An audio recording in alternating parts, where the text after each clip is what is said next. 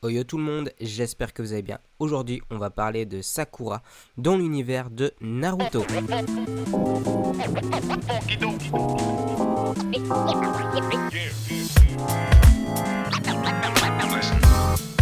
C'est très rare que je fasse des épisodes qui sont dédiés à juste un seul personnage, mais là c'est le cas, parce que j'apprécie tout particulièrement ce personnage et je trouve qu'il est trop souvent injustement dénigré.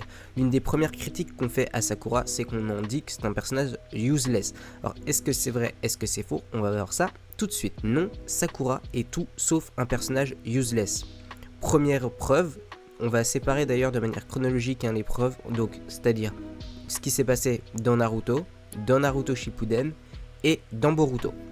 Bref, est-ce que Sakura est un personnage useless dans Naruto? Oui et non. Certes, c'est une gamine qui est, comme son nom l'indique, une gamine. C'est une très jeune fille et elle est insupportable parce que ce qui peut caractériser Sakura dans un premier temps, c'est que c'est un personnage un petit peu superficiel. À la différence de Naruto et Sasuke. Naruto, lui, c'est le personnage principal, donc il a un background, il est rejeté de tout le monde. Voilà, et Sasuke, c'est ce qui est devenu le personnage, le fameux Dark Sasuke, le personnage sombre, ténébreux, qui est en quête de vengeance, etc. À côté, oui, l'origin story de Sakura fait un peu pâle figure, parce qu'elle n'a pas de problème majeur, Sakura. C'est juste une fille normale qui rêve de trouver le grand amour. En soi, on peut rien lui reprocher, si ce n'est sa normalité. Ensuite, c'est faux. Pourquoi est-ce que le personnage n'est pas useless? Tout simplement parce que malgré le fait que ce soit une personne normale, elle a réussi à sauver Sasuke. Bon, certes, elle s'est fait éclater, et là vous allez me demander, mais de quoi je parle dans Naruto? Quand est-ce qu'elle a sauvé Sasuke? Premièrement, quand elle s'est entreposée entre lui et Gaara. Bon, certes, elle s'est pris une méga patate de forain qui l'a envoyé valser, mais pendant cet interstice de temps, elle a réussi à sauver Sasuke. Est-ce que d'autres personnages l'ont fait? Je crois pas, non.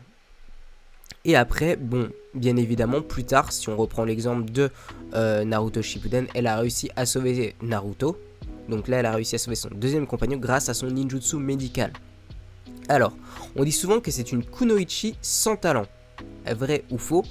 Oui, c'est vrai. Elle n'a pas de talent particulier. Et quand je dis pas de talent particulier, j'entends de jutsu héréditaire. Elle vient pas d'un clan renommé. Sakura, la seule chose qu'elle a pour elle, c'est sa détermination. Donc oui, on peut dire qu'elle n'a pas de talent particulier. Par contre, ce qui est faux, c'est qu'elle n'est pas sans talent à proprement parler. Le plus grand talent de Sakura, c'est justement sa détermination. À la différence des autres personnages, Sakura, elle incarne au mieux ce qu'est l'esprit de Naruto. Cet esprit shonen qui va envers et contre tout. Et oui, car si vous regardez bien Naruto, au final, il est le descendant de Hashirama,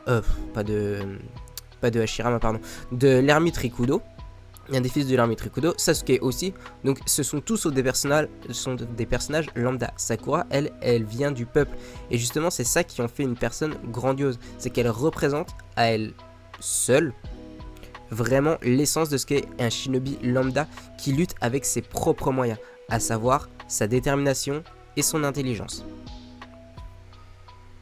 Bon, malgré tout ça, Sakura elle a eu quelques petites évolutions. Elle a eu un premier power-up lors de l'examen Shonin. Alors, premièrement, ça a été contre les ninjas du village d'Oto, quand elle a été fait prisonnière par l'un de ces derniers, qui lui a attrapé les cheveux. Elle a, pour la première fois, pris une décision de son propre chef. Elle s'est coupé les cheveux. Et c'était pas rien, parce que pour la fille superficielle qu'elle était, ses cheveux, c'était sa beauté. Et là, elle les a coupés pour pouvoir aider ses camarades. Son deuxième power-up, ça a été contre Ino. Parce que pour la première fois, elle a confronté sa rivale de toujours. Et elle a réussi à surpasser, parce qu'elle a toujours eu un sentiment d'infériorité contre cette dernière. Et pour une fois, elle a décidé de prendre les armes pour ce qu'elle aime véritablement. Bon, bien évidemment, son plus gros power-up, c'est lors de son entraînement avec Tsunade. Alors oui, je sais ce que vous allez me dire, son power-up, ça a juste été d'avoir du ninjutsu médical. C'est vrai et faux. Elle n'a pas eu que des ninjutsu médicales, elle a surtout appris à maîtriser son chakra. Et je vous rappelle qu'elle fait partie d'un trio qui a été démantelé. Naruto, il est parti avec Jiraiya, et Sasuke, il est parti avec Orochimaru. Donc elle s'est retrouvée toute seule et s'est dit, ok, qu'est-ce que je peux faire quand toute la situation va se calmer? Est-ce que j'arriverai à réussir à égaler la puissance de Naruto ou de Sasuke? Pas sûr. Ok, alors qu'est-ce que je peux faire pour les aider? Elle a réfléchi, car comme je vous l'ai dit précédemment, Sakura est un personnage relativement intelligent. Certes, elle n'est pas aussi intelligente que Shikamaru, mais elle fait partie des personnages très intelligents dans l'univers de Naruto. Donc elle s'est dit, s'il se blesse, parce que forcément ça va arriver, on est dans un monde en guerre, moi ce que je peux faire pour les aider, c'est les soigner. Donc elle a appris le ninjutsu médical.